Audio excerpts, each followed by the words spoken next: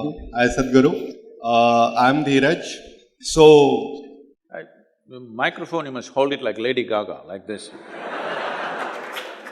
hello. So, my question is: we live in the times when artificial intelligence is poised to surpass human intelligence, and even people from the scientific community they stand divided on this front that whether it will be proven as a threat or just an enhancement.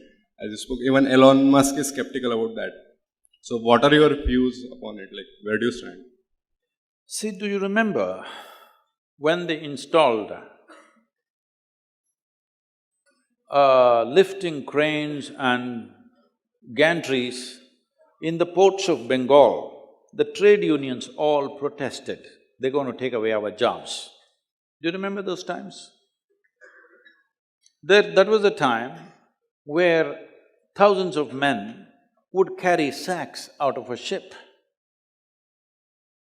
One ship unloading means 15 days, 25 days like this. Though at that time the ships were much smaller, sacks, one man carrying one sack and all kinds of problems with it. Today, I was recently visiting one of the largest ports in the world in India. You must find out which one it is. And they told me, right there, they were unloading this vessel. It is at 225,000 tons. I asked, how long does it take to unload? They said, we have the record in the world that we unload a ship like this within 24 to 26 hours. Because the cranes and the gantries are such, they will lift that kind of weights and just put it out, everything is in a container, it's just coming out. But when these containers and these cranes came, the labor unions across the country protested because our jobs are going to be taken. I'm sure now they're all happy, they don't have to carry those bags. Similarly, if artificial intelligence comes, I'll tell you my experience of artificial intelligence. I was probably 12, 13 years of age, 13 I think. It's not like you people, all of you have smartphones and stuff, those days. Somebody shows me a flatbed calculator. Those days, only two companies making these calculators, at least in India, what was available, Sony and Panasonic. For this also to get it, you need Haji Mastan. He has to smuggle it in, otherwise you won't get it. By normal means you can't get it. So, Sony was very expensive, 125 rupees. Panasonic, if you went and bargained in that so-called Hong Kong bazaar or Burma bazaar or whatever, you would get it for 90 rupees. So you buy this calculator and somebody brought it, first time I am seeing. They do tuk tuk tuk tuk tuk into tuk tuk tuk tuk tuk tuk. I said, what? Why the hell are they torturing me in the mathematics classes?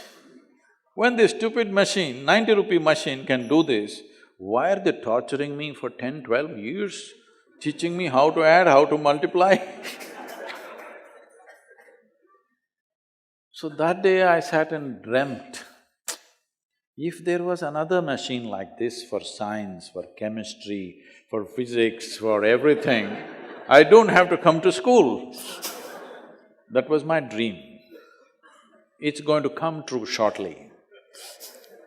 See, it helps.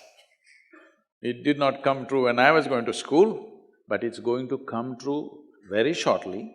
Don't you find this Google lady, though you're in IIT, this Google lady seems to know more than you any given day? Hello? So it will come, what you're going to learn in 25 years of education is in this much gadget. Today there are phones with 600 GB of memory. You're not a match for that, isn't it? So this is the problem with our education systems, this is a terrible European influence on us, that we have been made to believe, most human beings are believing that memory is intelligence. Memory is not intelligence. Memory is just information. If you misunderstand information as intelligence, then whole generations have paid a price for this, except a few human beings who spoke in a big way in every generation till now. Rest are all a big drag. I'm telling you, in every human being, there is a genius. The question is, they must find the right habitat, right atmosphere for that genius to blossom. But right now, if you go on imposing loads and loads of memory on their heads, their genius will never spark because they misunderstand memory as intelligence. Because if you have some information that the guy next to you doesn't have, and you just speak it out, he thinks he's a fool and you think you're smart. This is the difference between a city boy and a village boy, you know. A city boy is looking smart not because he's more intelligent, simply because he has more information in his head. So these people who have been faking intelligence for a long time, they are all going to become redundant once artificial intelligence comes, because a stupid little machine is going to have more memory than you can ever imagine possible, all right? These are good times, because what you remember in your mind will not decide who you are in the society. How much of a human being are you is going to determine who you are. I think fantastic times.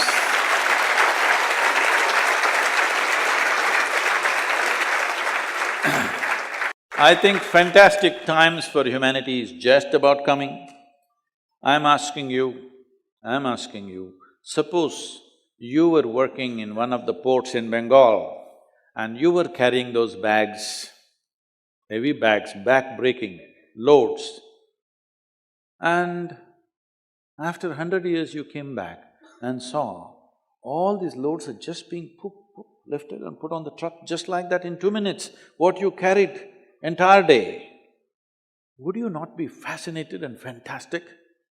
That's how you will feel if after the artificial intelligence has come, you come and you realize you don't have to go to school.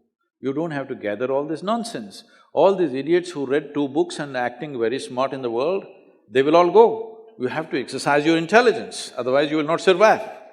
It's great time.